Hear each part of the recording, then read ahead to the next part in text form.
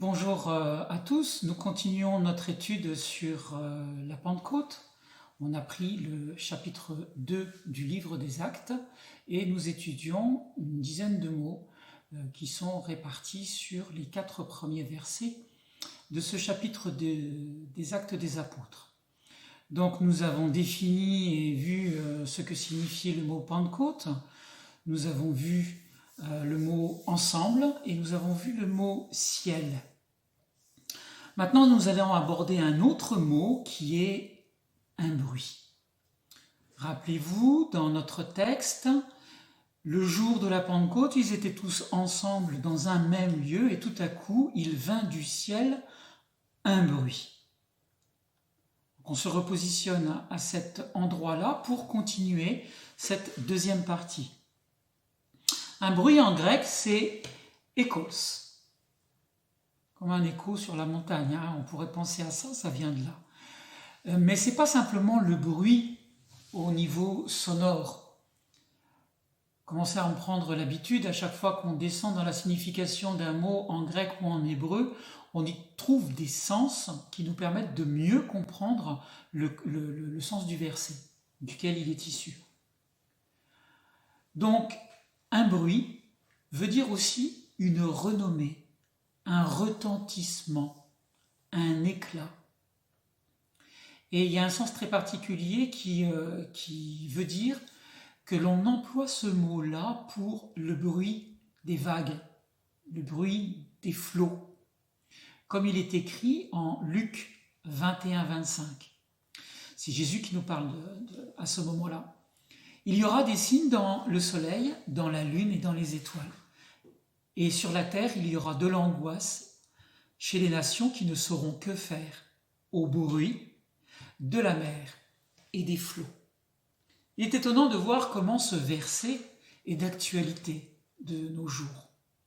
Vous avez remarqué, depuis le confinement qui a commencé en Chine, au mois de décembre, et qui se poursuit maintenant sur presque 190 nations, il y a une angoisse qui couvre la totalité de la Terre.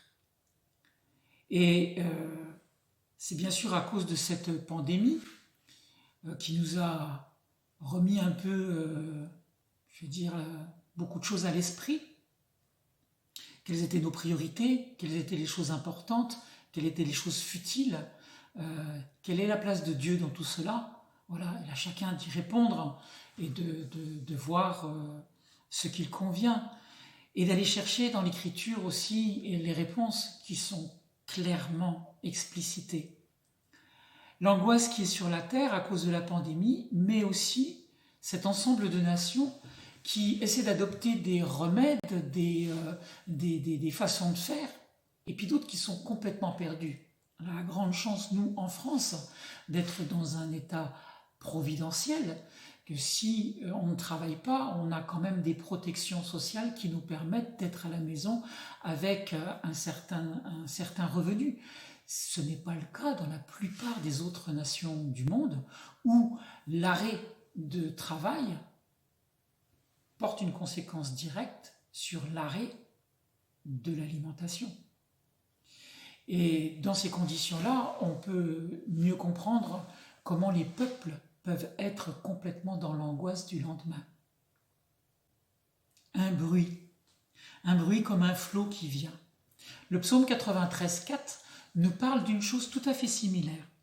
Il dit « Plus que la voix des grandes eaux, des puissantes eaux, des flots impétueux de la mer, l'Éternel est puissant dans les lieux célestes. » Et là, c'est étonnant parce que la puissance des grandes eaux et des flots impétueux est associée directement à la puissance de Dieu. Ce n'est pas les ouragans, les tsunamis que l'on connaît sur Terre, dont il est question ici. Il est question de différentes manifestations de la puissance de Dieu. Ézéchiel nous fait part d'une expérience qu'il a vécue et qu'il relate au chapitre 43, verset 2 de son livre. Il nous dit Et voici la gloire du Dieu d'Israël s'avancer de l'Orient, la gloire de l'Éternel. Sa voix est pareille au bruit des grandes eaux, et la terre resplendissait de sa gloire. En plus de savoir que tout ça est lié à la gloire de Dieu, on est plus dans un phénomène qui resplendit, qui doit être merveilleux à voir, plutôt qu'à un phénomène qui est lié à de la destruction, comme on peut connaître un tsunami ou un ouragan qui détruit la planète comme nous, on peut le voir. Là, il est véritablement question d'une puissance divine, mais qui amène quelque chose de resplendissant et de merveilleux. Donc, c'est bien pour faire comprendre que quand on va chercher au cœur du mot, on a une autre compréhension que le sens qu'on a de prime abord dans notre vocabulaire. Mais ce qui est encore plus intéressant avec ce mot bruit, avec ce retentissement qui est utilisé dans Acte 2 au verset qu'on étudie 2, 3 et 4, c'est que ce même mot est utilisé pour parler non pas du don du Saint-Esprit dans les actes, mais du don de la Torah dans le livre de l'Exode au chapitre 19, versets 16 à 20. Je vous lis. Le 3e jour au matin, il y eut des tonnerres, des éclairs et une épaisse nuée sur la montagne.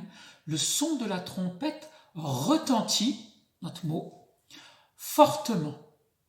La trompette, c'est le chauffard. Et tout le peuple qui était dans le camp fut saisi d'épouvante. Vous remarquez qu'on a, au psaume 93, 4, les nations qui ne savent plus quoi faire et qui sont dans l'angoisse, chez Luc 21, 25, pardon, et on a ce retentissement-là.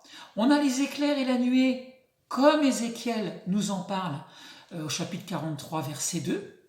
Toutes ces choses-là se ressemblent et sont regroupées le jour où il y a l'alliance entre Dieu et son peuple. Je continue le verset 17 de Exode chapitre 19. Moïse fit sortir le peuple du camp. À la rencontre de Dieu, ils se placèrent au bas de la montagne. La montagne de Sinaï était tout en fumée, parce que l'Éternel y était descendu au milieu du feu.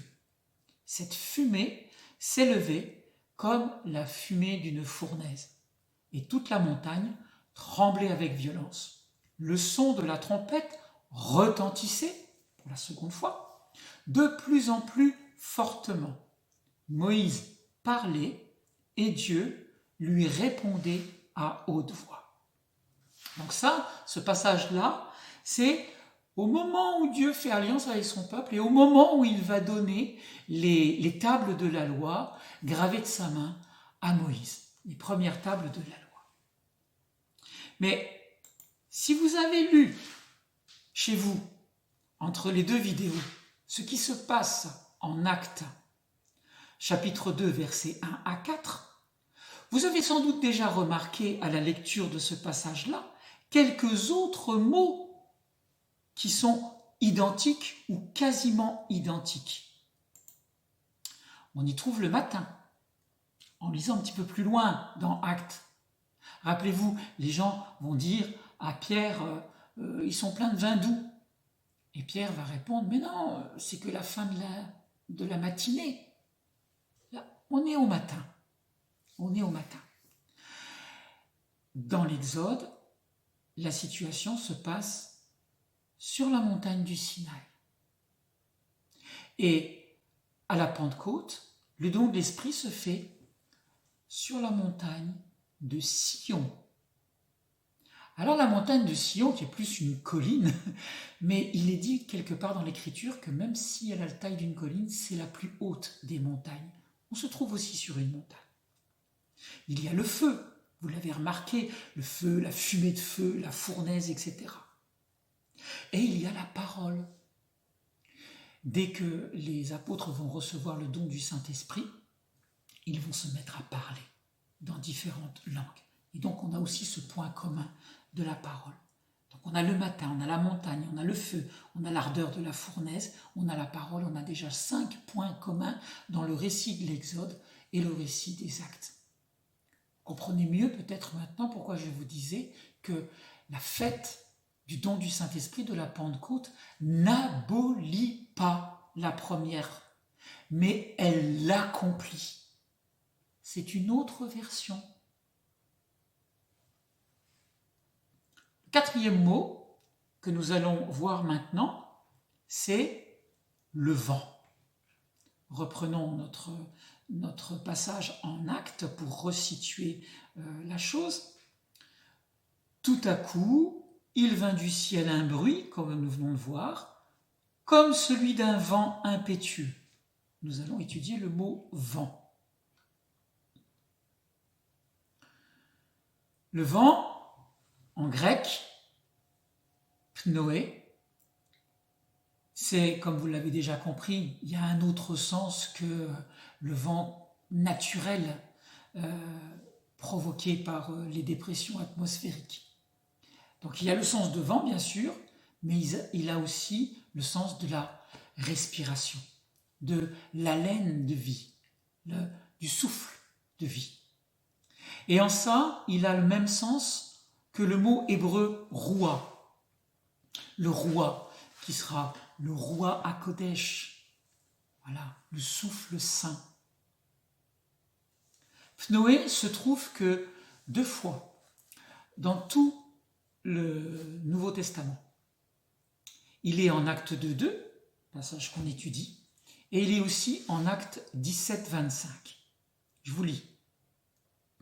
Il, Dieu, n'est pas servi par des mains humaines comme s'il avait besoin de quoi que ce soit. Lui qui donne à tous la vie, la respiration, notre mot pnoé, à toute chose. Donc on voit bien là que s'il a le sens de vent au début des Actes, au chapitre 17, il a clairement la signification de la respiration. Le roi en hébreu, c'est le vent des cieux. C'est l'esprit, la vivacité, la vigueur, mais c'est aussi l'esprit prophétique. C'est un don offert par Dieu. Et c'est aussi l'Esprit de Dieu dotant les hommes de dons variés. Et alors ça ne peut pas tomber mieux sur le passage qu'on est en train d'étudier, parce que c'est ce que va véritablement faire le Saint-Esprit. Il va équiper l'Église d'une grande variété de dons à partir de ce moment-là. La première occurrence du mot roua va se trouver au tout début de la Bible. Genèse, chapitre 1, verset 2. On est au moment de la création du monde et même un peu avant. Genèse, chapitre 1, verset 2. La terre était informe et vide. Il y avait des ténèbres sur la surface de l'abîme et l'Esprit, le roi, l'Esprit de Dieu, se mouvait au-dessus des eaux. Si on fait un lien avec Acte 2, avec l'Esprit qui va venir du ciel et qui va se mouvoir au-dessus de toutes les personnes qui sont dans le cénacle. Mais nous reviendrons particulièrement sur ce point-là un peu plus tard. Nous allons sauter tout de suite à Genèse 3, 8, où nous trouvons une autre occurrence de roua, et c'est au moment où Adam et Ève viennent de consommer le fruit défendu, et Dieu vient leur rendre visite. Donc chapitre 3 du livre de la Genèse au verset 8. Or, ils entendirent, Adam et Ève, la voix du Seigneur Dieu qui se promenait dans le jardin. Au souffle du jour, roua. L'homme et la femme se cachèrent devant le Seigneur Dieu au milieu des arbres du jardin. Dans ce passage-là, on voit que roua porte la signification ou est expliqué comme au souffle du jour. D'autres traductions disent au vent du jour ou alors à la brise du soir. Qu'est-ce que ça signifie? Qu'est-ce que ça porte comme signification? En fait, au souffle du soir, c'est en Orient, au moment où on sort à l'extérieur. Quand la journée a été accablante de chaleur, à la brise du soir, on commence à sortir pour aller goûter la fraîcheur du début de soirée, le vent qui commence légèrement à se lever et la chaleur qui commence à se dissiper. Voilà, au souffle du jour, au vent, à la brise du soir, c'est au moment où on sort vers l'extérieur. Qu'est-ce qui va se passer pour nos apôtres?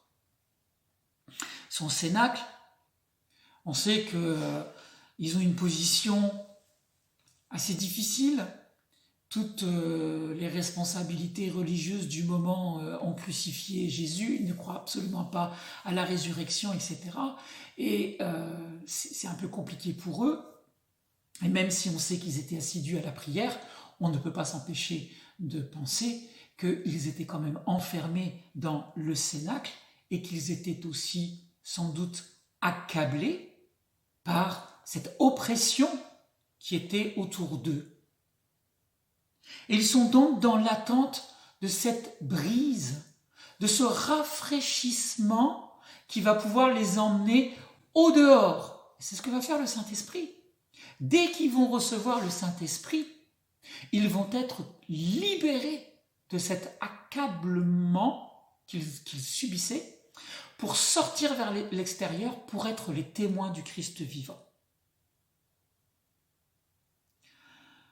Tout notre être devrait être dans l'attente du même rafraîchissement. Surtout dans la situation de confinement.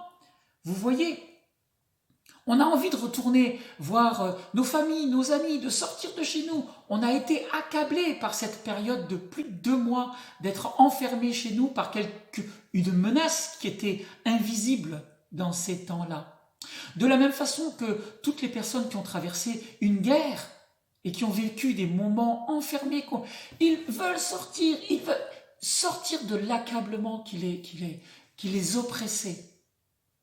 La Pentecôte, le Saint-Esprit, nous permet de sortir au dehors avec ce type de rafraîchissement.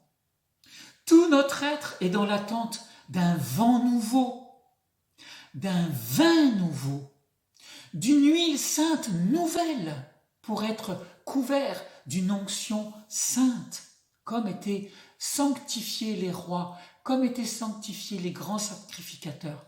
Car je vous rappelle que de par votre baptême, de par notre baptême, nous sommes prêtres, prophètes et rois. Donc, nous avons, par le baptême, cette même onction.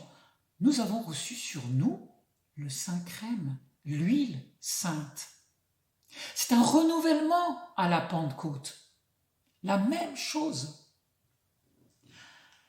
Mais ce vent nouveau, ce vin, cette huile, ce vent nouveau, doit nous pousser à aller vers l'extérieur, aller au dehors et enfin aller au large. Et c'est ce que va faire le Saint-Esprit à la Pentecôte. Il va pousser les apôtres dehors. Alors la question qui se pose, c'est, et nous? Allons-nous nous laisser pousser par l'Esprit Saint au dehors?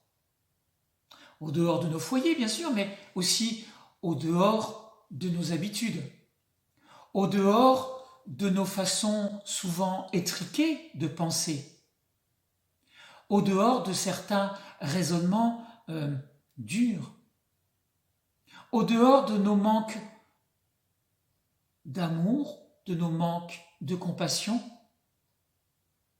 etc., etc. Va-t-on accepter que le Saint-Esprit nous pousse en dehors de ces limites-là, qui en fait sont des limites d'emprisonnement et qui nous font vivre, qui nous font vivoter, accablés de multiples de multiples choses.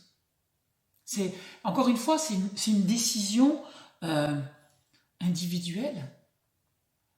Vivre ensemble, cette expérience de la Pentecôte peut nous aider dans un dynamisme de groupe, mais il y a un acte individuel, un acquiescement individuel à formuler à l'intérieur de son esprit et de son cœur. Le 5e mot, le vent est impétueux. Et impétueux, ça veut dire violent, ça veut dire forcé, voilà. Mais comme nous l'avons vu précédemment avec le bruit, les forces et les violences qui viennent des cieux ne font pas les mêmes effets que les violences qui se manifestent sur terre. Elles ne font pas ce qu'elles veulent. Regardez ce qu'il en est dit au psaume 148, verset 8. Feu et grêle, neige et brouillard, vents impétueux qui exécutaient ses ordres. Voilà. Les choses qui viennent du ciel, véritablement, pas ces choses qui sont des douleurs ou des singées par notre ennemi, l'ennemi de nos âmes. Toutes ces choses qui viennent véritablement du ciel exécutent les ordres de Dieu. Elles ont un but et elles ont des limites. Les puissances de la nature, malgré leur côté totalement tempétueux, impétueux, violent, accomplissent ce que Dieu leur commande de faire et rien de plus. Alors bien sûr, il y a des moments quand tout cela se manifeste, nous pouvons être dans l'incompréhension et comprendre plus tard. Oui, bien sûr, cela arrive. Mais il faut faire confiance à Dieu et comprendre ensuite. Ézéchiel, chapitre 1, verset 4, nous raconte une expérience qu'il a vécue.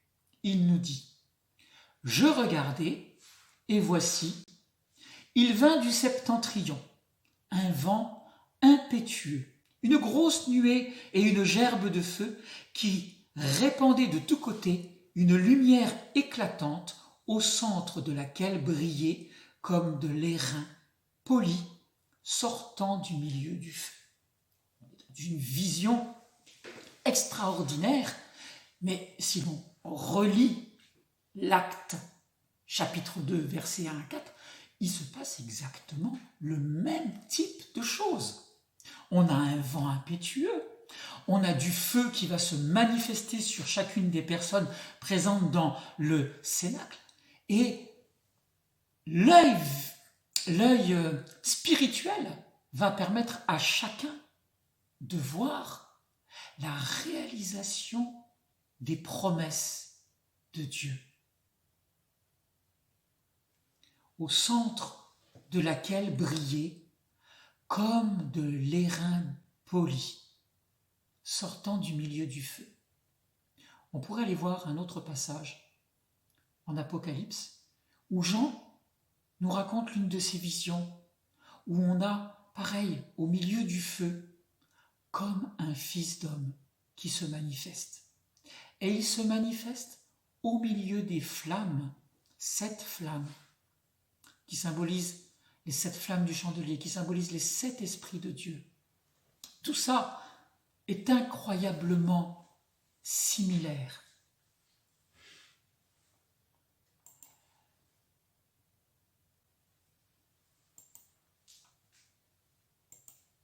Le synonyme de violent et impétueux, c'est 2 autres mots grecs qui sont ictus et kratos, dont l'un veut dire que c'est une vertu, une force, une puissance, mais reçue en don.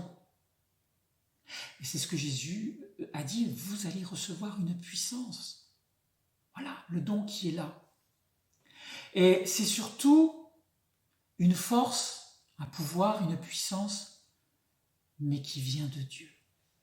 On n'est pas là pour jouer les gros biscottos, les athlètes et les haltérophiles. Non. Tout cela vient de Dieu et c'est pour le bien commun. J'arrête là pour cette deuxième partie et il nous reste encore beaucoup de mots à voir les uns derrière les autres.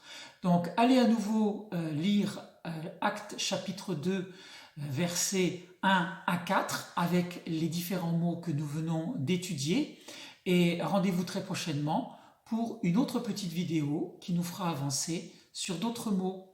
Bonsoir.